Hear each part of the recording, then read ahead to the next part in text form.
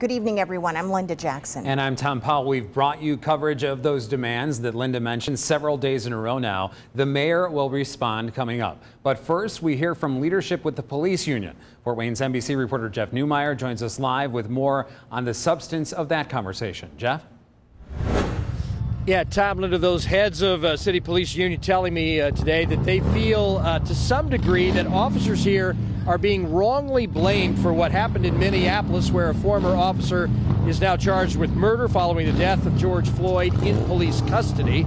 We questioned Steve Espinoza and Mark Beeker, the president and vice president of the PBA, about a variety of topics getting attention right now. Some groups have debated a duty to intervene policy for city police, meaning if an officer sees a colleague crossing the line to excessive force, they have a duty to step in and put a stop to it.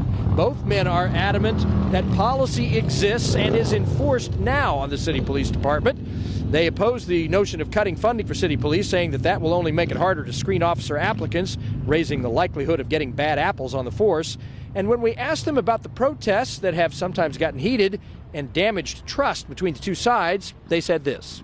You've got the protesters that are actually wanting to get their point across and wanting to express their concerns. Then you have the other group that all they're wanting to do is to cause problems and instigate issues. And in turn, it takes away from the peaceful protest. I think for the most part, all of our citizens, they're behind us 100% still. We just have a few rioters. I wouldn't even call them protesters because they're not out here for the cause that's being protested. They're out here to cause problems. Now, of course, some of those protesters would see it differently. Many people believe that the use of tear gas and other agents by police the first weekend of organized demonstrations downtown essentially provoked clashes between the two sides.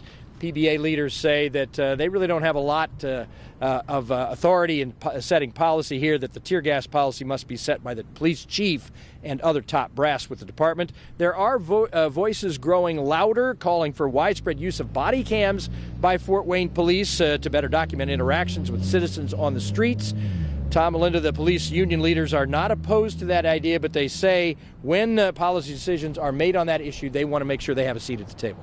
Yeah, and universal body cams for the police department, that's getting more and more support on city council. We'll hear more about that in the coming weeks and days. All right, Jeff Newmeyer reporting live for us tonight. Jeff, thank you.